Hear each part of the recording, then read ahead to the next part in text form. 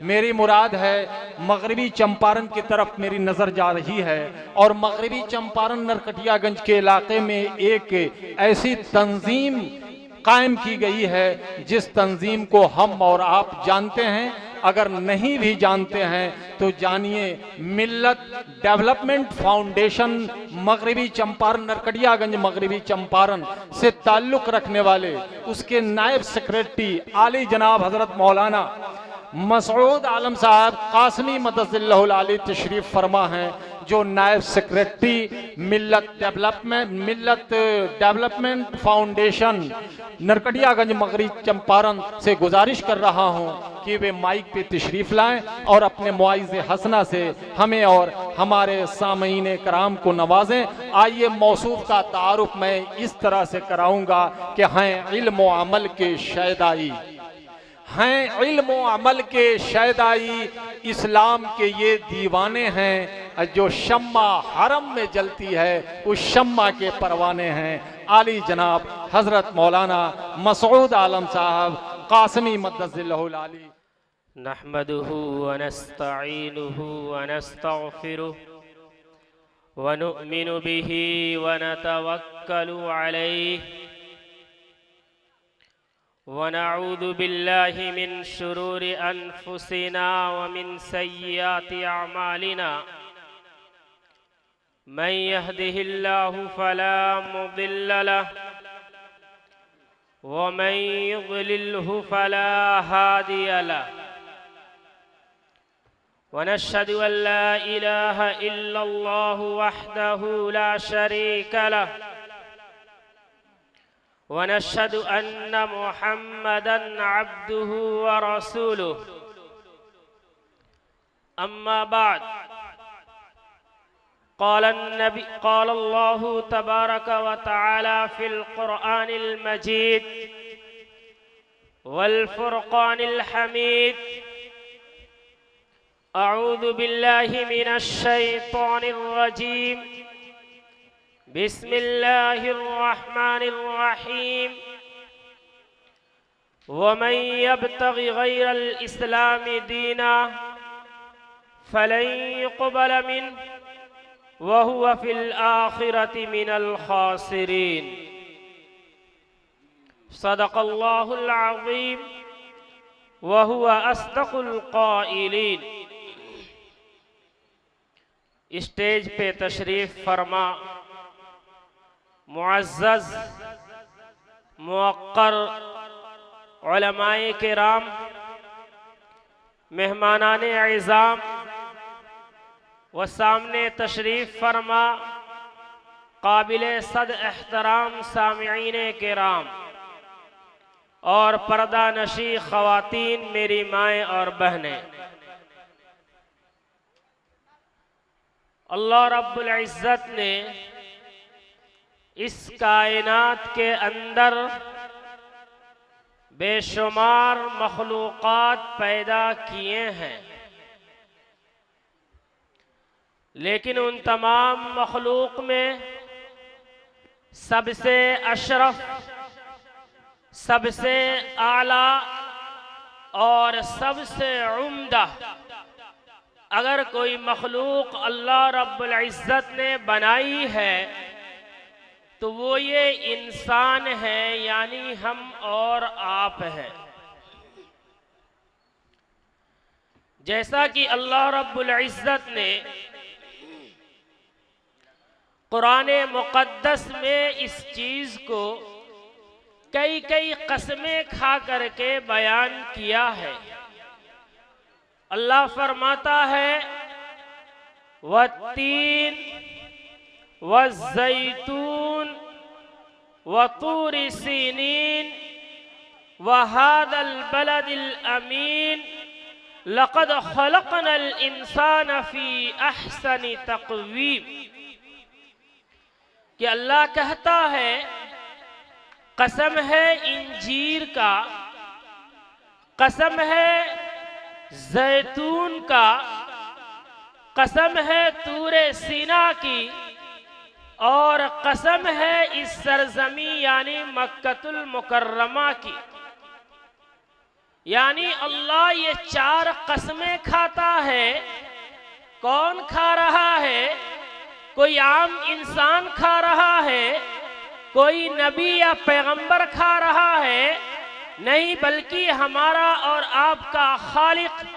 اس کائنات کا مالک اللہ رب العزت کھا رہا ہے۔ یہ 4 قسمیں کھا کر کے اللہ فرماتا ہے کہ لَقَدْ خَلَقْنَا الْإِنسَانَ فِي أَحْسَنِ تَقْوِيمٍ، کہ اے انسانوں تم اپنے آپ کو معمولی نہ سمجھو، تم اپنے آپ کو بے وقار نہ سمجھو، تم اپنے آپ کو بے وزن نہ سمجھو،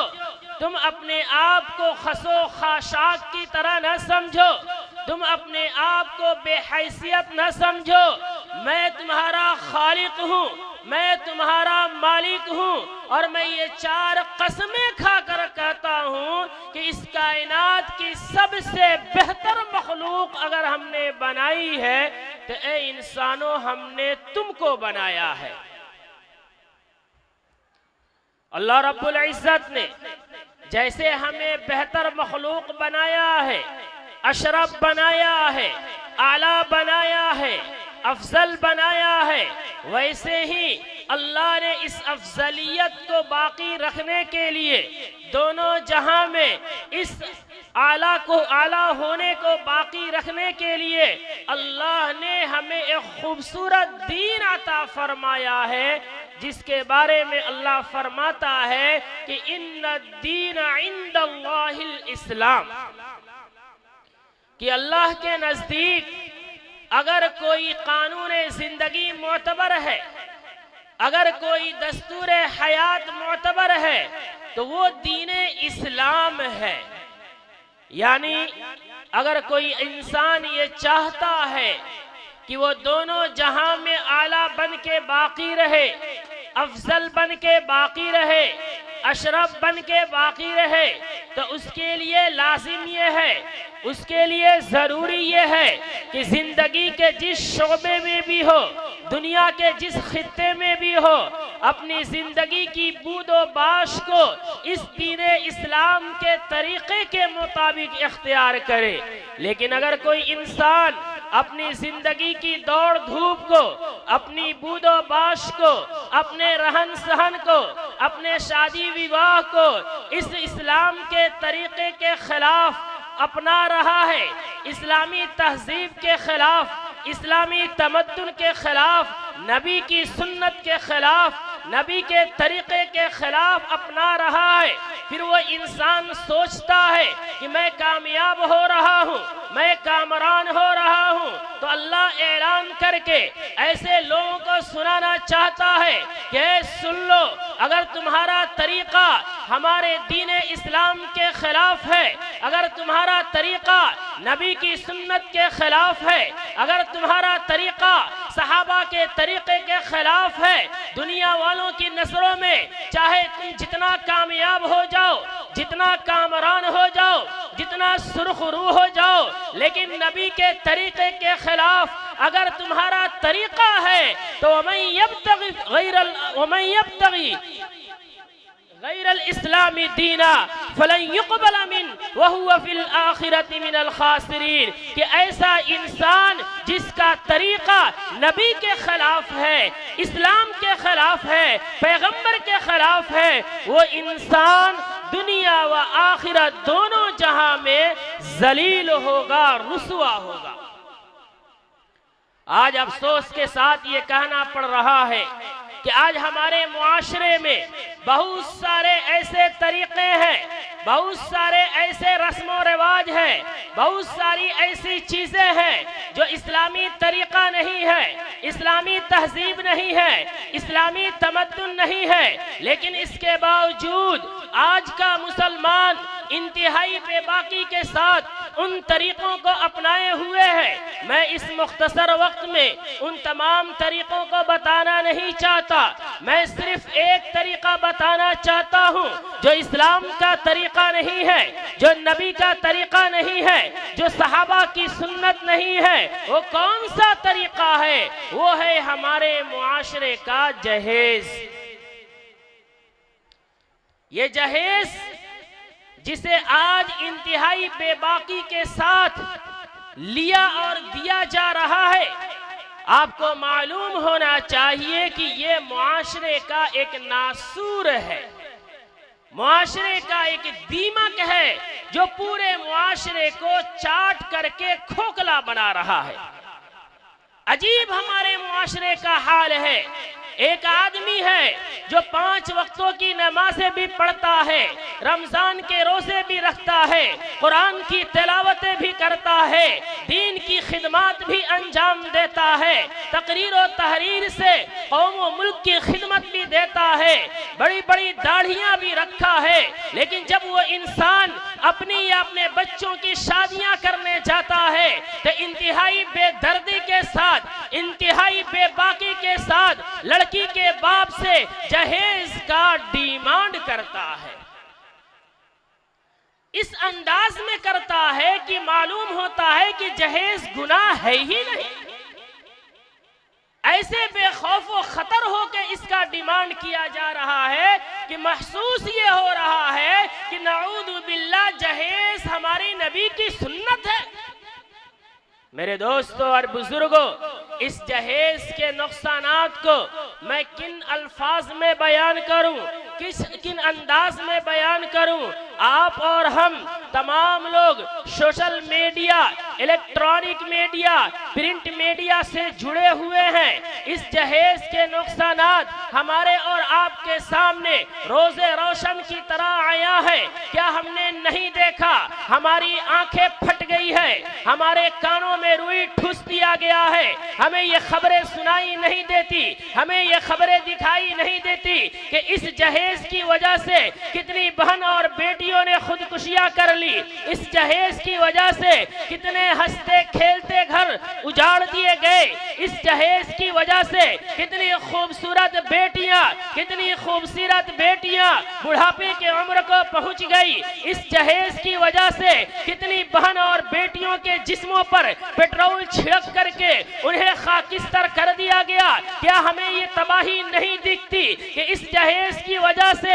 کتنی بہن اور بیٹیاں اس امید کو لیے ہوئے قبروں میں دفن ہو گئی کہ کب یہ جہیز کا بار ختم ہوتا، یہ بوجھ ختم ہوتا کہ میرا غریب باپ میری شادی کرتا؟ کیا ہمیں یہ خبریں نہیں ملتی کہ اس جہیز کی وجہ سے کتنی اماں عائشہ کی بیٹیاں، رسول اللہ صلی اللہ علیہ وسلم کی روحانی بیٹیاں اس جہیز کی بھیڑ اس طرح چڑھ گئی کہ انہوں نے جذبات پہ قابو نہ پا کر کے اپنے اسلام اور ایمان کو چھوڑ کر کے ارتداد کی آندھی میں بہہ گئی۔ یہ تباہیاں جو آج ہمارے معاشرے میں پیدا ہو رہی ہے، یہ بچیوں کی نیلامی جو ہو رہی ہے، ہماری مسلمان بہن اور بیٹیوں کا حال دیکھے، جہیز کا ڈیمانڈ ہمارے مسلم معاشرے میں اتنا بڑھ گیا ہے کہ وقت پہ شادی نہ ہونے کی وجہ سے ہماری بہن اور بیٹیاں غیروں کے ساتھ تعلقات قائم کر کے اپنے دین و ایمان کا سودا کرتے نظر آ رہی ہے۔ یہ خبریں ہم دیکھتے ہیں کہ ہماری بہن اور بیٹیاں شادیاں نہ ہونے کی وجہ سے کوٹھوں پہ لے جائی جا رہی ہیں، ان کی عفت کا سودا کیا جا رہا ہے، ان کی نیلامی کی جا رہی ہے۔ اے ظالم معاشرہ، میں آپ سے پوچھنا چاہتا ہوں، ان بہن اور بیٹیوں کی تباہیوں کا، ان اماں عائشہ کی روحانی بیٹیوں کا، بہن فاطمہ کی بہنوں کی تباہی کا ذمہ دار کون ہے؟ کیا معاشرے کے وہ شریف لوگ نہیں ہیں؟ کیا معاشرے کے وہ شرافت کا چولا اڑنے والے، وہ معاشرے کے درندے اور بھیڑیے نہیں ہیں جو ایک طرف اپنی شرافت کی داد دیتے ہیں، ایک طرف اپنی شرافت کی بات کرتے ہیں، ایک طرف دینداری کی بات کرتے ہیں، ایک طرف نبی کی سنت پہ مر مٹنے کی بات کرتے ہیں، اور دوسری طرف لڑکی کے باپ سے جہیز کا ڈیمانڈ کر کے انہی لڑکیوں کو، اسی نبی کی روحانی بیٹیوں کو، اسی اماں عائشہ کی بیٹیوں کو، اسی بہن فاطمہ کی بہنوں کو کوٹھوں پہ جانے پہ مجبور کر رہے ہیں، نیلام ہونے پہ مجبور کر رہے ہیں، اپنے جسموں پر پیٹرول چھڑک کر کے خاکستر ہونے پہ مجبور کر رہے ہیں۔ کیا یہ معاشرے کے وہ لوگ نہیں ہیں اس کے ذمہ دار جو اپنے بچوں کی شادیوں میں انتہائی بے دردی کے ساتھ جہیز کا ڈیمانڈ کر رہے ہیں؟ بتائیے ہے کہ نہیں ہے؟ آپ ذرا سوچیں، آپ تصور کریں کہ جس لڑکی کے باپ سے آپ جہیز مانگ رہے ہیں، جس لڑکی کے باپ سے آپ جہیز کا ڈیمانڈ کر رہے ہیں، کس بنیاد پہ کر رہے ہیں؟ ایک باپ ہوتا ہے جو 30-40 سال اپنی نئی نویلی دلہن کو چھوڑ کر، اپنے عیش و آرام کو چھوڑ کر، چین و سکون کی زندگی کو چھوڑ کر بدیشوں کا سفر کرتا ہے، گلی کوچوں کا سفر کرتا ہے، در در کی ٹھوکریں کھا کر کے 30-40 سال کے اندر وہ 10-20 لاکھ پیسے جمع کرتا ہے کہ ان پیسوں کے ذریعے سے وہ اپنے بچوں کی تعلیم دے گا، ان کی تربیت کرے گا، بڑھاپے میں دوا علاج کرائے گا۔ لیکن معاشرے کا درندہ اور معاشرے کے نامرد لوگ جب اپنی یا اپنی بچوں کی شادیاں کرنے جاتے ہیں تو اس بوڑھے باپ سے اس کی 30-35 سال کی کمائی ہوئی جمع پونجی کو جہیز کے نام پہ سیکنڈوں میں اینٹ کے لگے چلے آتے ہیں۔ نہ عقل اس کی اجازت دیتی ہے، نہ شریعت اجازت دیتی ہے، نہ کوئی دھرم اس کی اجازت دیتا ہے۔ اگر کسی دھرم میں، کسی خطے میں، کسی جماعت میں اگر اس کی اجازت ملتی ہے، وہ دھرم انسانیت کا پیغام نہیں دیتا، وہ معاشرہ انسانیت کا پیغام نہیں دیتا، بلکہ وہ بہیمیت کا فروغ دیتا ہے جو ایسے ظالمانہ معاملے کی اجازت دے رہا ہو۔ میرے دوستوں اور بزرگوں، ذرا غور کریں اور اپنے اندر جھانک کر کے دیکھیں۔ جب ہم جہیز لیتے ہیں، جہیز کے پیسے لے کر آتے ہیں، دیکھنے میں تو گاڑیاں نظر آتی ہے، دیکھنے میں تو کپڑے نظر آتے ہیں، دیکھنے میں تو زیورات نظر آتی ہے، دیکھنے میں تو ساز و سامان ہوتے ہیں، لیکن میں آپ کو بتائے دینا چاہتا ہوں، آپ ذرا سوچیں کہ جب آپ جہیز کی رقم لیتے ہیں تو آپ پیسے نہیں لے رہے ہیں، سامان نہیں لے رہے ہیں، زیورات نہیں لے رہے ہیں، گاڑیاں نہیں لے رہے ہیں، کپڑے نہیں لے رہے ہیں، بلکہ کیا لیتے ہیں؟ اس باپ کی آہ لیتے ہیں، اس کے بچوں کی چیخ و پکار لیتے ہیں، اس کی بیوی کی خون لیتے ہیں، وہ فریاد ہوتی ہے، ان کی دل کی وہ آہ ہوتی ہے، جب ان کے دل سے یہ نکلتی ہے آسمان و زمین کے سارے پردے ہٹتے ہیں، عرش الہی سے ٹکراتا ہے، اور پھر اللہ اس کی فریاد کو اس مظلوموں کی داد رسی کرتے ہوئے اللہ ان لڑکے والوں کی گرفت کرتا ہے۔ اور حال یہ ہوتا ہے کہ جہیز میں گاڑیاں لے کر آیا تھا، ایکسیڈنٹ ہو گیا، اس سے زیادہ پیسے لگ گئے، جہیز میں پیسے لے کر آیا تھا، کینسر کا مرض ہو گیا یا کوئی موذی مرض لاحق ہو گیا اور اس سے زیادہ پیسے لگ جاتا ہے۔ میرے دوستوں اور بزرگوں، ہم اور آپ سمجھنے کی کوشش کریں، اللہ نے ہمیں جوانی دی ہے، اللہ نے ہمیں طاقت دیا ہے، اللہ نے ہمیں قوت دی ہے، اللہ نے ہمیں عقل و شعور دیا ہے، اس لیے نہیں دیا تھا کہ ہم ظالم بن کے معاشرے کا خون چوسنے کا کام کرے۔ اللہ نے یہ شعور اس لیے نہیں دیا تھا کہ مختلف ہیلے اختیار کر کے لوگوں سے حرام لقمہ ایٹھنے کا کام کرے، بلکہ یہ ساری قوت و توانائی اللہ نے اس لیے دی تھی کہ ہم حلال طریقے سے پیسے کمائے، حلال طریقے سے اپنی گاڑیاں خریدے، حلال طریقے سے مکانات بنائے، نہ یہ کہ دوسروں کے دیے ہوئے بھیک پر پرورش پانے کی کوشش فرمائے۔ ہم اور آپ ذرا سوچیں، ہم جس نبی کو مانتے ہیں وہ نبی کون ہے؟ وہ پیغمبر آخر الزمان جناب محمد الرسول اللہ صلی اللہ علیہ وسلم کی شخصیت ہے۔ ذرا سمجھنے کی کوشش کرے، آپ کی بعثت کب ہوتی ہے؟ وہ عرب کی تپتے ہوئے صحرا میں ہوتی ہے، وہ عرب کی سرزمین میں ہوتی ہے، جس عرب کا حال یہ تھا کہ اس معاشرے کے اندر بسنے والے انسان اپنے جانوروں سے محبت کرتے تھے، جانوروں کے عمدہ نام رکھتے تھے، جانوروں کے لیے بہترین گھر استبل کے نام سے بناتے تھے اور بے پناہ ان کے اوپر پیسے خرچ کرتے تھے۔ لیکن اس معاشرے کا حال یہ تھا کہ اگر کسی باپ کو معلوم ہو جاتا کہ اس کے گھر بیٹی پیدا ہوئی ہے، وہ معاشرہ اپنی اس بیٹی کو زندہ زمین میں دفن کر دیتا تھا۔ اس معاشرے کا حال یہ تھا کہ عورتوں کو جانور سے بدتر ایک قوم سمجھا جاتا تھا۔ ہمارا اور آپ کا پیغمبر، جس نبی سے ہم اور آپ محبت کا دم بھرتے ہیں، جس کے عشق کے کیا دعویٰ کرتے ہیں جب وہ نبی ایسے پرخطر حالات میں مبعوث ہوتا ہے، وہ عرب کے بدوؤں کو بتاتا ہے، ان جاہلوں کو بتاتا ہے، معاشرے کے ان سفاک اور قاتلوں کو بتاتا ہے کہ سنو، عورتوں کو بھی جینے کا حق ہے۔ اگر وہ عورت ماں کی شکل میں ہے اس کے قدموں کے نیچے جنت ہے، اگر بیوی کی شکل میں ہے تو اعلیٰ اخلاق کا نمونہ یہ ہے کہ اس کے ساتھ حسن سلوک کیا جائے۔ اگر وہ تمہاری بہن کی شکل میں ہے تو تمہارے لیے رحمت ہے، بیٹی کی شکل میں ہے تو اس کی پرورش پہ دخول جنت کا وعدہ ہے۔ یہ سارے حقوق بتا کر کے بیٹیوں کو دفن ہونے سے محفوظ فرمایا، انہیں جینے کا حق عطا کیا۔ لیکن ذرا یہیں رک کر کے ہم اور آپ اپنے گریبان میں جھانک کر کے جواب دے، بالخصوص وہ مائیں اور بہنیں، وہ ہمارا نوجوان، وہ ہمارا بزرگ جو جہیز کا ڈیمانڈ کرتا ہے، جو مختلف طرح سے لڑکیوں کے باپ سے جہیز کے نام پہ کپڑے، زیورات، ڈالا کے نام پہ نہ جانے کیا کیا مانگتا ہے، وہ ذرا سوچے کہ اگر کل قیامت کے میدان میں، حشر کے میدان میں اگر ہمارا پیغمبر کھڑا ہو جائے، ہمارا گریبان پکڑ لے، ہمارا دامن پکڑ لے، ہمارا کالر پکڑ کر کے ہم سے پوچھے کہ تم میرا کلمہ پڑھنے والے تھے، تم مجھ سے محبت کا دم بھرنے والے تھے، تم میرے دین کو ماننے والے تھے، لیکن تم نے کیا کیا؟ ہم اس دنیا میں گئے تو بیٹیوں کو جینے کا حق عطا کیے تھے، انہیں سانس لینے کا حق عطا کیے تھے، لیکن تم میرا کلمہ پڑھنے والا ہو کر کے تم نے معاشرے میں جہیز جیسے ملعون رسم کو فروغ دے کر کے پھر سے انہی بچیوں کو، انہی بیٹیوں کو، انہی ماؤں کو زندہ زمین میں دفن ہونے پہ، اپنے جسموں پر پٹرول چھڑک لینے پہ مجبور کیا۔ تمہیں اس کا اختیار آخر کس نے دیا؟ بتائیے، ہمارے پاس کوئی جواب بن پائے گا؟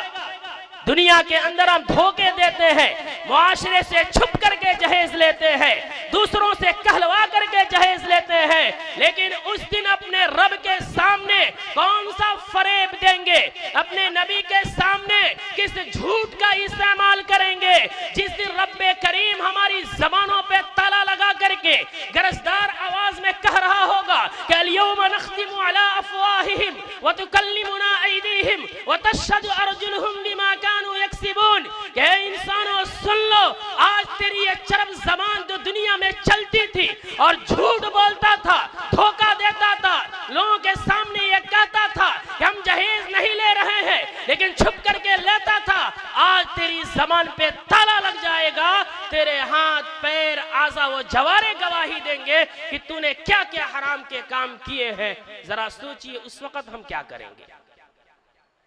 دنیا کی عدالتیں ہیں، جھوٹ بولتے ہیں، فریب دیتے ہیں، دنیا کا معاشرہ ہے کہ اپنے ہزار عیبوں پہ پردہ ڈال لیتے ہیں، لیکن وہاں کوئی پردہ نہیں ہوگا، ساری حقیقتیں کھل جائیں گی اور ہمیں اپنے نبی کے سامنے جواب دینا ہوگا۔ میرے دوستو اور بزرگوں، اللہ نے ہمیں عقل دیا ہے، شعور دیا ہے، اگر عقل سے اگر ہم سوچیں گے تو بھی ہرگز جہیز کا مطالبہ نہیں کریں گے۔ ذرا دیکھیے کہ ایک باپ ہوتا ہے، اس کے گھر ایک بیٹی پیدا ہوتی ہے، جو باپ ہیں وہ اچھا سے سمجھتے ہیں، جو ماں ہیں وہ میری باتیں سمجھ سکتی ہیں۔ اس جہیز کے لینے میں سب سے بڑا عمل دخل انہی ماں اور بہنوں کا ہوتا ہے، جو اپنے شوہروں کو اکساتی ہے، اپنے بھائیوں کو اکساتی ہے، جو اپنے بیٹوں کو اکساتی ہے کہ فلاں چیز جہیز میں مانگ، فلاں چیز کا ڈیمانڈ کر۔ اگر ان کے بہو کے گھر سے کوئی سامان موافق نہیں آتا تو گھر میں آگ لگا دیتی ہے اور اس آگ میں خود ان کی نسلیں جلتی ہے۔ ذرا دیکھیں کہ ایک باپ ہوتا ہے، اس کے گھر جب بیٹی پیدا ہوتی ہے، وہ باپ اس بیٹی سے بے پناہ محبتیں کرتا ہے، اس کو اپنے نگاہوں کے سامنے رکھتا ہے، اس کو سینے سے چمٹا کر کے رکھتا ہے، اس کی تعلیم پہ، اس کی تربیت پہ لاکھوں روپیہ خرچ کرتا ہے۔ اگر اس بیٹی کے جسم سے ایک زخم نکل جائے، ایک پھوڑا نکل جائے، ایک غریب باپ بھی لاکھوں روپیہ خرچ کر کے اس کے جسم سے اس نشان کو ختم کرتا ہے، تاکہ اس کی بیٹی جیسے ظاہر کے اعتبار سے خوبصورت ہے، باطن کے اعتبار سے خوبصورت ہے، ظاہر کے اعتبار سے بھی خوبصورت ہو جائے، اور وہ بیٹی جب جوانی کے دہلیز پہ قدم رکھتی ہے، جب وہ اس لائق ہوتی ہے کہ اس کے ان ہاتھوں کو رنگین کیا جائے،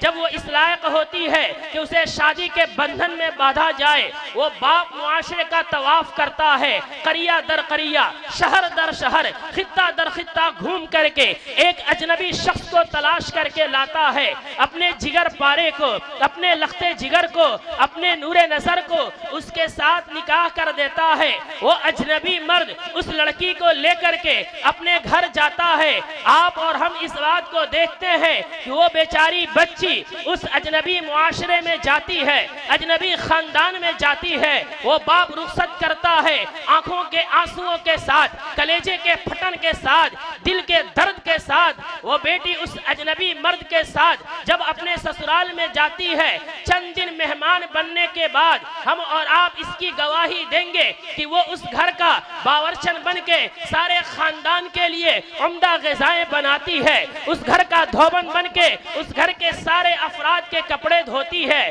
اس گھر کی نوکرانی بن کے پورے گھر کی خدمت کرتی ہے، اس گھر کی خادمہ بن کے ان کی ساری غلامی کرتی ہے، اس کی دایا بن کے اس کے بچوں کا پیشاب پیخانہ صاف کرتی ہے۔ میں کہنے جا رہا ہوں، خلاصہ بتانے جا رہا ہوں کہ ایک لڑکی جس سے ہم اور آپ نکاح کر کے لاتے ہیں، وہ ایک وقت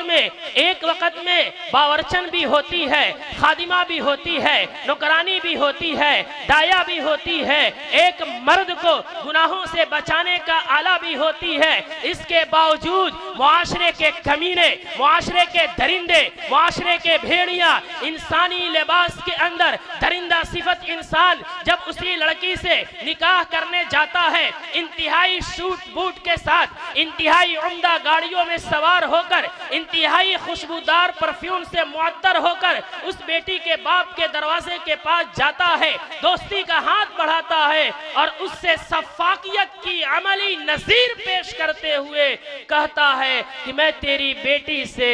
شادی اسی وقت کروں گا کہ جب جہیز میں 4 ویلر مل جائے، 2 ویلر مل جائے۔ پوری زندگی بھیک مانگ کر کے کپڑے پہنے تھے، آج بچے کو پرورش کر کے جوان کیا ہے تاکہ اس کے سسرال سے کپڑے ملے گا تو خاندان کے لوگ پہنیں گے، اس لیے کہتا ہے کہ میری بیوی کے کپڑے چاہیے، بچوں کے کپڑے چاہیے۔ یہ کمینہ اور دیوس انسان لسٹ بنا کر دیتا ہے کہ 50 آدمی کے کپڑے چاہیے، اتنے تھن زیورات چاہیے۔ ایسا محسوس ہوتا ہے کہ اس کے باپ نے کما کر کے اس کو دیا تھا، اس لیے وہ مانگ رہا ہے۔ آپ میں عقل ہے، شعور ہے، بتائے تو صحیح، کسی بھی اعتبار سے یہ جائز ہے؟ اس باپ کے قدموں میں گر جانا چاہیے جس باپ نے میری بیوی کو، میری بھابھی کو، میری بہو کو، میری بھابھی کو پرورش کیا، اسے نیک بنایا، اس کی عزت و آبرو کی حفاظت کر کے لا کے ہمارے قدموں میں ڈال دیا کہ لے جاؤ تم اس سے خدمت لو، اس سے کھانا بنواؤ، اس سے اپنے گھر کے کام کاج کراؤ، بچوں کا پیشاب پخانہ کراؤ، صاف کراؤ اور اپنے کو گناہ سے بچانے کے لیے استعمال کرو۔ جس باپ نے اتنی بڑی قربانی ہمیں دی، اس کے قدموں میں گر کے احسان ماننا چاہیے، لیکن ایک جانور سے بھی بدتر ہو کر کے ہم اس کے ساتھ کیسا ظالمانہ سلوک کرتے ہیں۔ میرے دوستوں اور بزرگوں، میں ایک بڑی تلخ بات کہہ رہا ہوں، مجھے اس میں کہنے میں کوئی ڈر نہیں ہے، کوئی خوف نہیں ہے، اس لیے کہ جب ہم کو آپ کو اتنا بڑا ظلم کرنے میں خوف نہیں ہے تو ہمیں کہنے میں کیا خوف ہے۔ میں کہنے جا رہا ہوں، ہمارے معاشرے کے اندر ایک بھکاری تو وہ ہوتا ہے جو انتہائی پھٹا پرانا لباس پہن کر کے بوسیدہ بالوں میں، پراگندہ بالوں میں، بوسیدہ کپڑوں میں ہمارے سامنے آتا ہے، کاسے گدائی ہاتھ میں لے کر کے ہمارے سامنے پھیلاتا ہے اور یہ کہتا ہے اللہ کے نام پر 1 روپیہ ہمیں دے دو۔ ہم اور آپ خوشی سے اپنے جیب میں ہاتھ ڈالتے ہیں، پیسوں کے چند سکے نکالتے ہیں اور اس کے برتن میں پھینک دیتے ہیں۔ میں کہنے جا رہا ہوں، وہ بھکاری جو بوسیدہ لباسوں میں ہو کر، پراگندہ بالوں میں ہو کر، پھٹے پرانے لباسوں میں ہو کر ہم سے جو بھیک مانگ رہا ہے، یہ بھکاری اچھا ہے، یہ بھکاری بہتر ہے۔ اس سے بڑا اور انٹرنیشنل بھکاری ہے وہ شخص جو انتہائی شرافت کا چولا اڑتا ہے، انتہائی خوبصورت لباس زیب تن کرتا ہے اور لڑکی کے دروازے پہ جاتا ہے اور اس کے باپ سے جہیز کے نام پہ بھیک مانگتا ہے، یہ اس سے بڑا بھیکاری ہے۔ اس لیے کہ اس بھیکاری کو ہم خوشی سے دیتے ہیں، لیکن اس بھیکاری کو ہم دل کی آہوں کے ساتھ دیتے ہیں، بچوں کے فیوچر سے کھیل کر کے دیتے ہیں، نسلوں کو تباہ کر کے دیتے ہیں۔ ارے جاننے کی کوشش کیجئے، بسا اوقات اپنی زمینیں گروی رکھ کر، اپنے رہائش کے مکانات کو گروی رکھ کر کے ایک لڑکی کے باپ جہیز کے ڈیمانڈ کو پورا کرتا ہے۔ کیسے اس نکاح سے خیر پیدا ہو سکتا ہے؟ کیسے چین پیدا ہو سکتا ہے؟ کیسے وہ معاشرہ آباد ہو سکتا ہے جس معاشرے کے شرفا، جس معاشرے کے پڑھا لکھا طبقہ جو انجینئرنگ کی ڈگریوں سے لیس ہو کر، ڈاکٹریٹ کی ڈگریوں سے لیس ہو کر، اعلیٰ عہدوں پہ فائز ہو کر، جو قوم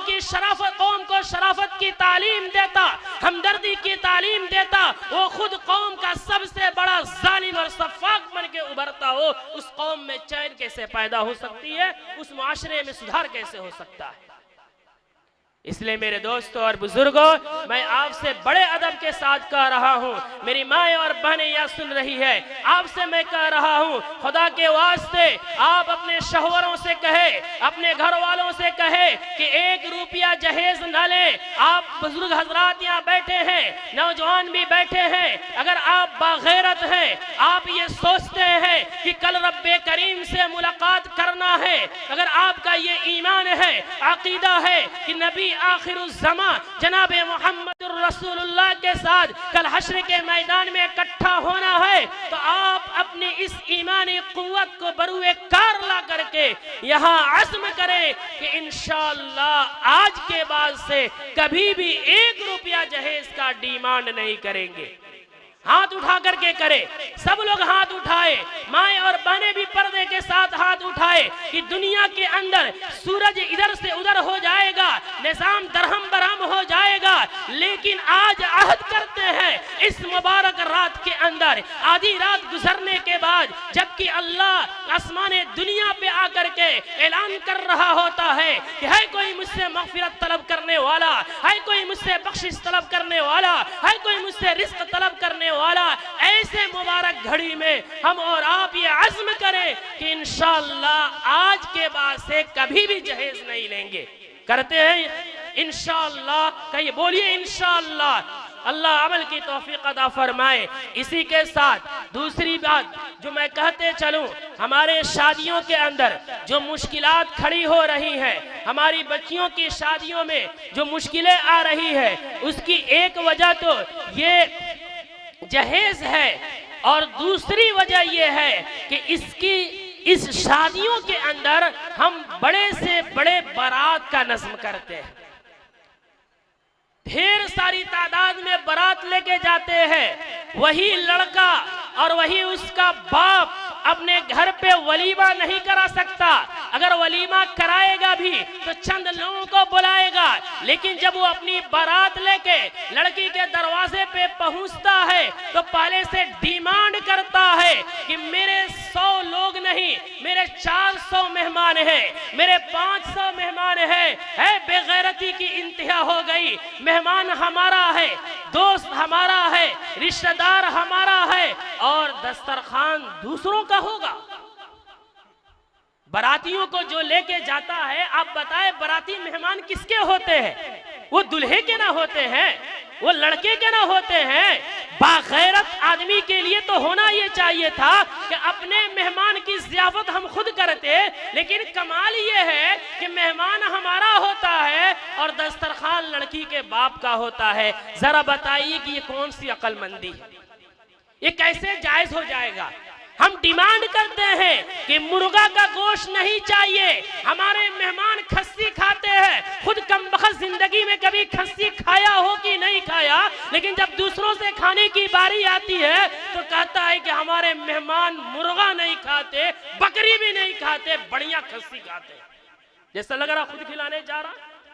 کمائی کا کھلا رہا ہے۔ میرے دوستو، ہنسنے کی بات نہیں ہے، یہ رونے کی بات ہے۔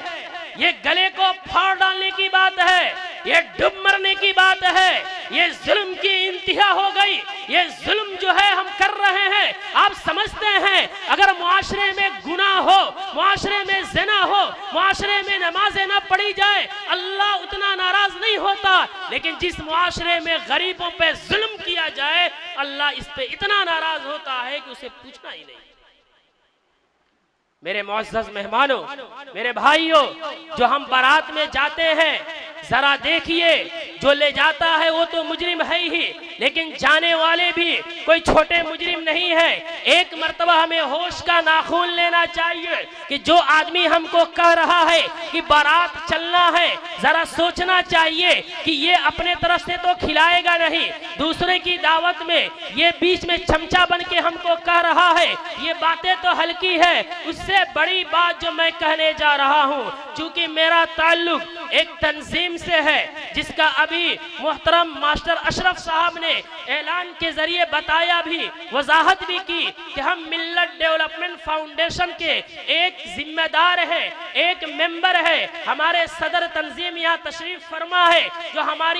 ہمارے بعد آپ سے خطاب فرمائیں گے۔ چونکہ ہم اس تنظیم کے ذریعے سے انہی موضوعات پہ کام کرتے ہیں، دہیز، شادی کے اندر غیر شرعی رسومات، سود و بیاج کی روک تھام، تو ان چیزوں پہ کام کرتے ہوئے جو ہمارا تجربہ سامنے آیا ہے وہ میں آپ کو بتا کر کے دراصل آپ کو بارات جانے سے بچانا چاہتا ہوں کہ بارات کا کھانا کتنا بڑا گناہ کا کھانا ہے، ذرا آپ سمجھ لیجئے۔ ہمارا تجربہ اور ہماری تحقیق جو سامنے آئی ہے کہ ایک لڑکی کا باپ جو براتیوں کے لیے کھانے کا نظم کرتا ہے وہ کہاں سے کرتا ہے؟ 75% اگر آپ نکالیں گے تو 75% لڑکی کا باپ براتیوں کے لیے برات میں کھانے کا جو نظم کرتا ہے وہ پیسے کہاں سے لاتا ہے؟ معاشرہ تو اتنا ظالم ہے کہ کوئی قرض نہیں دیتا، اور وہ مجبور اتنا ہے کہ اگر اس کا نظم نہیں کرے گا تو اس کی بیٹی کی شادی نہیں ہوگی، جس کی وجہ سے وہ مجبور ہو کر کے سود و بیاج پہ پیسے لیتا ہے، اور اس سود و بیاج والے پیسوں سے براتیوں کے کھانے کا نظم کرتا ہے۔ اور ہم اور آپ شریف لوگ جو زندگی بھر اپنی محنت اور حلال کی کمائی کھاتے ہیں، بارات میں جا کر کے اسی سود و بیاج والے پیسوں کے کھانوں کو کھاتے ہیں۔ اور سن لیجئے، سود و بیاج کا جو گناہ ہے، میں 2 حدیث آپ کے سامنے پیش کر دے رہا ہوں۔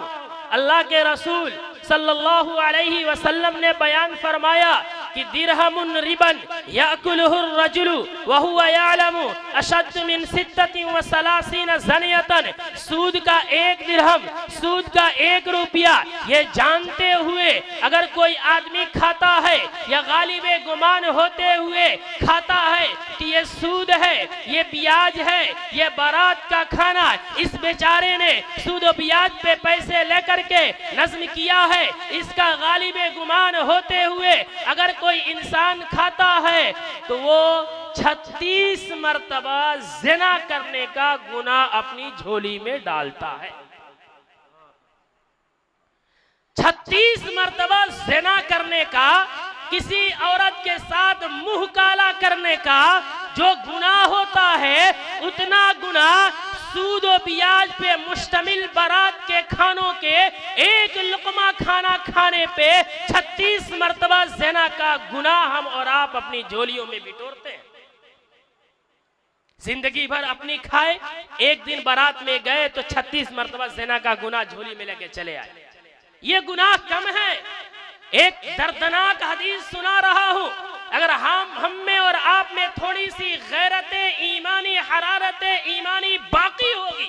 تو آج عزم کر کے اٹھیں گے کہ نہ بارات لے جائیں گے اور نہ کسی کے بارات کی دعوت میں شریک ہوں گے۔ وہ حدیث کیا ہے؟ اللہ کے رسول صلی اللہ علیہ وسلم نے فرمایا کہ الربا 70 جزءا ایسرها ان ينكح الرجل امه، نعوذ باللہ۔ اللہ کے رسول نے فرمایا کہ سود و بیاج کے 70 درجے ہیں، یعنی سود و بیاج کے پیسے کھاتا ہے، سود و بیاج پہ مشتمل دعوت کو کھاتا ہے تو اس کے گناہ کے 70 درجے ہیں، اور ان 70 درجوں میں ایسروہا این کی ہر رجل امہو، میں اپنے باپ کی ڈائری سے نہیں بتا رہا ہوں بلکہ میں اللہ کے رسول کا فرمان بیان کر رہا ہوں، جس میں شبہ کرنا بھی اپنے ایمان سے ہاتھ دھو بیٹھنا ہے۔ کہ اللہ کے رسول نے فرمایا کہ ان 70 درجوں میں سب سے ادنا اور ہلکا درجے کا گناہ یہ ہے کہ سود کا 1 روپیہ انسان کھاتا ہے، نعوذ باللہ اپنی ماں سے زنا کا گناہ اپنی جھولیوں میں ڈالتا ہے۔ ایک ایسا انسان جو 24 گھنٹہ زنا کے اڈوں میں پڑا رہتا ہو، ایک ایسا انسان جو صبح و شام کوٹھوں پہ پڑا رہتا ہو، ایک ایسا انسان جو ہر دن نئی نئی عورتوں کے ساتھ منہ کالا کرتا ہو، یعنی دنیا کا سب سے بڑا زانی انسان کو بھی اگر سامنے لایا جائے اور اس سے کہا جائے کہ نعوذ باللہ تم اپنی ماں کے ساتھ زنا کرو، میں صاف کہنا چاہتا ہوں کہ وہ زنا تو بعد میں کرے گا یا کرنے کے بارے میں بعد میں سوچے گا، سب سے پہلے ہماری گردن پکڑ کے مروڑ دے گا کہ تم میری ماں سے زنا کی بات کرتا ہے۔ لیکن معاشرے کے شریف لوگ، معاشرے کے بااثر لوگ، معاشرہ کا پڑھا لکھا طبقہ، معاشرے کے غیور لوگ جو باراتوں میں جاتے ہیں اور جن باراتوں میں سود و بیاج کے پیسوں سے کھانوں کا نظم ہوتا ہے، یہ شریف لوگ واپس ہوتے ہیں تو نعوذ باللہ اپنی ماں سے زنا کا گناہ لے کے واپس ہوتے ہیں۔ اس سے بڑا کوئی گناہ ہو سکتا ہے؟ جس چیز کو ہم گناہ نہ سمجھ رہے ہیں اس کے گناہ کا حال یہ ہے کہ اس سے بڑا کوئی گناہ ہی نہیں۔ زنا کا کرنا اتنا بڑا گناہ نہیں ہے، جھوٹ کا بولنا اتنا بڑا گناہ نہیں ہے، غیبت کا کرنا اتنا بڑا گناہ نہیں ہے، نماز کا چھوڑنا اتنا بڑا گناہ نہیں ہے، زکوٰۃ کا نہ دینا اتنا بڑا گناہ نہیں ہے، حج کا ادا نہ کرنا اتنا بڑا گناہ نہیں ہے، بدنگاہی کا کرنا اتنا بڑا گناہ نہیں ہے جتنا بڑا گناہ سود و بیاج کے پیسے کھانے کا ہے۔ قرآن کریم میں اللہ نے فرمایا کہ فَإِن لَمْ تَفْعَلُوا فَأْذَنُوا بِحَرْبٍ مِّنَ اللَّهِ وَرَسُولِهِ، اے معاشرے کے ظالم لوگ، اگر تم سود و بیاج کے پیسوں کے کھانے سے باز نہیں آتے تو تم نکل جاؤ میدان میں اور اللہ اور اس کے رسول سے جنگ کرنے کے لیے تیار ہو جاؤ۔ اتنی بڑی وعید اللہ کے رسول نے کسی اور چیز پہ یا اللہ نے کسی اور چیز پہ بیان نہیں کی۔ جب ہم اس طرح کی حرکتیں کرتے ہیں، اللہ اور اس کے رسول سے اعلان جنگ کر رہے ہوتے ہیں۔ دنیا کی کس مائی کے لال میں طاقت ہے جو خدا کو مانتا ہو یا خدا کو نہ مانتا ہو، جو کافر ہو یا مسلمان ہو، دنیا کی پوری طاقت جدید ٹیکنالوجی مل کر کے بھی اللہ اور اس کے رسول سے جنگ کا تصور نہیں کر سکتی۔ لیکن ایک مسلمان جب بارات میں جاتا ہے، سود و بیاج کے پیسے کھاتا ہے یا عام حالات میں سود لیتا ہے یا دیتا ہے، وہ اللہ اور اس کے رسول سے جنگ کا اعلان کر رہا ہے۔ یقیناً دنیا میں اللہ چھوڑتا ہے، مہلت دیتا ہے، لیکن جس دن اس جسد خاکی سے روح پرواز کرے گی، قبر کی منزل میں ہم جائیں گے، حشر کے میدان میں اکٹھا ہوں گے، اس دن ہمیں پوچھا جائے گا الذین یاکلون الربا لا یقومون الا کما یقوم الذی یتخبطہ الشیطان من المس۔ یہ سود و بیاج کے پیسوں کے کھانے والے لوگ کل قیامت کے میدان میں ایسے اٹھیں گے کہ جیسے شیطان نے انہیں مس کر دیا ہو۔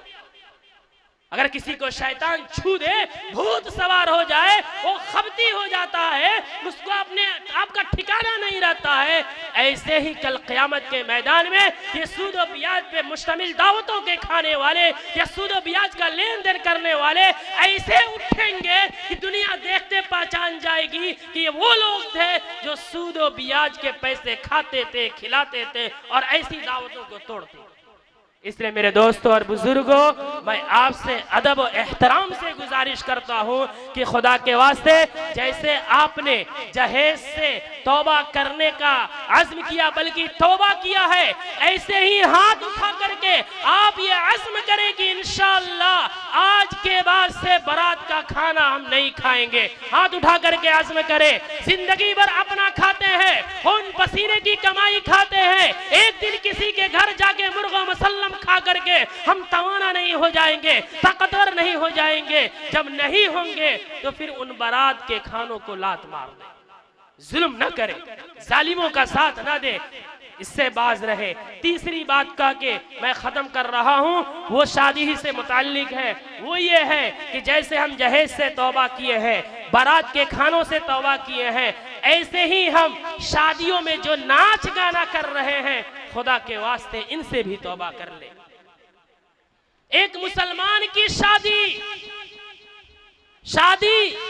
نکاح کا معنی جانتے ہیں؟ النکاح من سنتی. ابھی الحمدللہ نکاح بھی ہوا ہے. میں سلام پیش کرتا ہوں میرے اس نوجوان بھائی کو, اس کے گھر والوں کو, کہ انہوں نے کتنی سادگی کے ساتھ نکاح کریں گے, نبی کی سنت کا عملی نمونہ پیش کیا ہے. نکاح یہ نبی کی سنت ہے. جیسے نماز کا پڑھنا عبادت ہے نا, ایسے نکاح کا کرنا بھی عبادت ہے. اب اگر کوئی انسان نماز کی نیت باندھ لے اور اس کے اندر کان میں ایئر فون لگا کر کے گانا بجانے لگے, تو ذرا بتائیے کہ ایک ادنا درجے کا مسلمان بھی اسے برداشت کر سکتا ہے؟ اگر معلوم چل گیا تو مسجد سے گھسیٹ کر کے باہر نکال کے پھینک دیں گے, چاہے وہ ہمارے معاشرے کا کتنا امیر زادہ ہو. کیوں؟ اس لیے کہ وہ نماز کا مذاق اڑا رہا ہے نماز کے وقت گانا سن کر کے. تو بھلا یہ بتائیے کہ جب نماز میں گانا سننے پہ نماز کا مذاق ہے, عبادت کا مذاق ہے, اسے ہم برداشت نہیں کر سکتے, تو نکاح بھی تو عبادت ہے. اس عبادت کو انجام دینے کے وقت ہم ویشیوں کو نچاتے ہیں, ہم ویشیوں کو نچاتے ہیں. بلکہ میں کہوں کہ ایک طرف نکاح کے ذریعے ایک بیٹی اور بہن کو گناہ سے بچانے کا کام کرتے ہیں, تو دوسری طرف اس نکاح میں ناچ گانا آرکیسٹرا کر کے دوسری بیٹی اور بہن کے سروں سے دوپٹہ کو ہٹا کر, اس کو نیم اوڑھیا کر کے, اس کے پاؤں میں گھنگرو باندھ کے نچوا کر کے اور اشلیل گانے بجا کر کے ہم اس کو زنا کے اوپر ابھار رہے ہوتے ہیں, معاشرے کو زنا کے اوپر ابھار رہے ہوتے ہیں. ایک لڑکا اور لڑکی کو زنا کے گناہ سے بچا کر کے ہزاروں اور سینکڑوں کو زنا کی آگ میں ڈھکیل رہے ہیں. اس سے بڑی درندگیت اور کیا ہو سکتی ہے؟ اس سے بڑا اللہ اور اس کے رسول کا مذاق اور کیا ہو سکتا ہے؟ اس لیے نکاح میں ناچ گانوں کو ختم کرے. میری مائیں اور بہنیں بیٹھی ہیں جو ایسے موقع سے کہتی ہے کہ یار خوشی کا موقع ہے, تھوڑا ناچ لینے دو, تھوڑا گا لینے دو. عجیب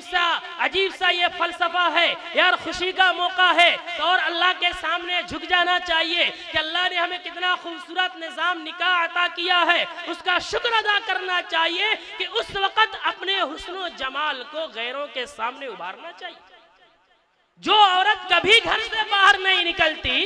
جس ماں کے چہرے پہ کبھی کسی درندے کی نظر نہیں پڑی ہوتی, جس ہماری بہن کے سروں سے دوپٹے کبھی نہیں گرے ہوتے, کوئی گلی کوچے کا کمینہ نہیں دیکھا ہوتا, وہ شادیوں کے اندر پانی بھرنے کے نام پہ, مہندی کے نام پہ, اور جو ہے پرچھاون کے نام پہ, تلک کے نام پہ, نہ جانے کیسے کیسے ڈرامہ ہم نے شروع کر دیا ہے. ان ناموں پہ ان بہن اور بیٹیوں کو ہم باہر نکال دیتے ہیں, گلی کوچوں میں نکال دیتے ہیں, وہ بن ٹھن کے باہر نکلتی ہے. بے غیرتی تو ہے ہماری بہن اور بیٹیوں کی کہ ان کو بھی آر نہیں آتی ہے اور وہ باہر نکلتی ہے, اور معاشرے کا کمینہ, معاشرے کا زانی, معاشرے کا منافق اور معاشرے کا درندہ صفت انسان ان کے حسن و جمال کو دیکھ کر کے لطف اندوز ہوتا ہے, اور اس سے بڑا بے غیرت ہوتا ہے وہ ہمارا باپ اور بھائی جو آگے آگے چل رہا ہوتا ہے, پیچھے اس کی بہن اور بیٹیاں چل رہی ہوتی ہے, اور ان کے پیچھے معاشرے کے گناہگار لوگ نگاہیں پھاڑ کر کے دیکھ کے آنکھوں کی زنا کر رہے ہوتے ہیں. اس نکاح سے خیر کہاں پیدا ہوگا؟ ارے نکاح کو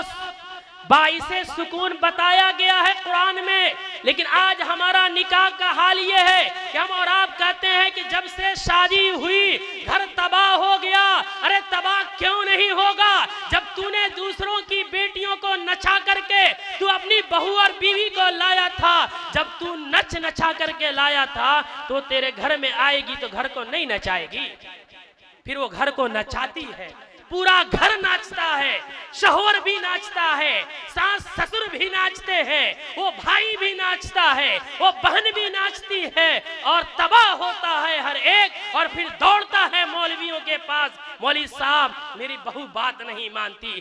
دوڑتا ہے میری بیوی بات نہیں مانتی، میری بھابھی جب سے آئی ہے نا گھر تباہ ہو گیا ہے. ارے کوئی تعویذ لکھ دو، کوئی جو ہے گنڈا بنا دو تاکہ گھر میں چین و سکون پیدا ہو جائے. خدائے پاک کی قسم کھا کے کہہ رہا ہوں، اگر ایسے طریقوں پہ ہم نکاح کرنے سے باز نہیں آئے تو ہم پورے دنیا کے قرآن و حدیث کو لا کر کے تعویذ بنا کر کے گلے میں ڈال لینا، پھر بھی ہمارے گھر میں چین سکون پیدا نہیں ہو سکتا. اس کا واحد راستہ ہے کہ نکاح کو آسان کیجئے، جہیز ختم کر کے، بارات ختم کر کے، ناچ گانا ختم کر کے سادگی کے ساتھ نکاح کیجئے. دیکھیے آپ کے گھر میں کیسا چین و سکون پیدا ہوتا ہے. اس نکاح کی وجہ سے آپ کے گھر میں خوشحالی آتی ہے کہ نہیں، سرسبزی آتی ہے کہ نہیں. اگر آپ ایسا کر کے تو دیکھیے، آپ کہیں گے کہ کوئی تھا جس نے کہہ کر گیا. بتائیے عزم کرتے ہیں کہ نہیں کرتے ہیں؟ آخری میں اب بات ختم کر رہا ہوں. آپ تمام سے میں گزارش کر رہا ہوں، اسٹیج پہ بیٹھے ہمارے علماء ہیں، ان سے میں گزارش کر رہا ہوں کہ آپ کی بڑی ذمہ داری ہے. میں آپ سے کہنا چاہتا ہوں، اللہ نے آپ کو علم نبوت عطا کیا ہے. آپ یہاں عزم کریں کہ اگر کوئی بھی معاشرے کا آدمی اگر ہمارے پاس آتا ہے اور پوچھتا ہے کہ چلو نکاح پڑھانا ہے، آپ وہیں رک کے سوال کریں کہ بتاؤ تو نے جہیز لیا ہے یا نہیں ہے، تیری شادی شریعت کے مطابق ہے یا نہیں ہے، تیری شادی میں آرکیسٹرا وغیرہ ختم ہے کہ نہیں ہے. اگر وہ کہتا ہے تو آپ نکاح پڑھانے جائے. اگر وہ کہتا ہے کہ ہے، تو اگر آپ باغیرت عالم دین ہے، معاف کیجئے گا، تو خدا کے واسطے وہیں رک جائے اور کہے کہ جس نبی کا علم ہم نے اپنے سینوں میں بسایا ہوا ہے وہ اجازت نہیں دیتا کہ ایسے گناہوں میں ہم شریک ہو. آپ اپنے اوپر قوت اختیار کر لیں، ابھی معاشرے کی اصلاح شروع ہو جائے گی. اس لیے آپ تمام سے میں آخر میں گزارش کر کے جا رہا ہوں، مجھے معاف کیجئے گا، بڑے تلخ جملے بھی ہم نے بولے ہیں، لیکن ایک درد ہے جسے بیان کیا جا رہا ہے. بہنوں کی نیلامی دیکھی نہیں جا رہی ہے، بہنوں کا ارتداد دیکھا نہیں جا رہا ہے. ارے ہماری آنکھیں پھٹ گئی ہے. Electronic media, social media, print media کی وہ سنہرے حروف کی خبریں، وہ چیختے چلاتے اینکروں کی باتیں سننے کو نہیں ملتی کہ فلاں مسلم بستی کو اجاڑ دیا گیا، فلاں مسلم بچی کو جو ہے شادی کا جھانسا دے کر کے شادی کیا گیا، پھر اسے ٹیشو پیپر کی طرح استعمال کر کے اسے گلی کوچوں میں چھوڑ دیا گیا، اسے کاٹ کر کے پھینک دیا گیا. یہ دردناک خبریں سن کے ہمارا ایمانی غیرت بیدار نہیں ہوتا ہے. کوئی بھی بھائی ہو، ہندو مسلم سب میں یہ تباہیاں ہے. کیا یہ خبریں سن کر کے معاشرے کے باغیرت لوگوں کی روح کانپ نہیں اٹھتی ہے کہ یہ بہن اور بیٹیاں جو ہمیں گناہوں سے بچانے کی ذریعہ تھی، آج انہیں جو ہے کہاں کس طرح کا ظلم و ستم سہنا پڑ رہا ہے؟ اس کے ذمہ دار ہم اور آپ ہیں. کل قیامت کے میدان میں رب کریم ہم سے پوچھے گا، یہ اتنا بڑا گناہ ہے کہ توبہ سے بھی معاف نہیں ہوگا. اس لیے آخر میں ہاتھ اٹھائے، تمام ہاتھ اٹھائے کہ انشاءاللہ آج کے اس پروگرام سے ہاتھ اٹھائے، آپ حضرات ہاتھ اٹھائے، سب ہاتھ اٹھائے، مائیں اور بہنیں پردے میں ہاتھ اٹھائے اور عزم کر کے جائیں کہ انشاءاللہ ناچ گانا کے بغیر، جہیز کے بغیر، بارات کے بغیر نکاح کریں گے اور دوسروں کو کرنے پہ مجبور کریں گے. اللہ ہمیں اور آپ کو کہنے سننے سے زیادہ عمل کی توفیق عطا فرمائے. وآخر دعوانا ان الحمدللہ رب العالمین.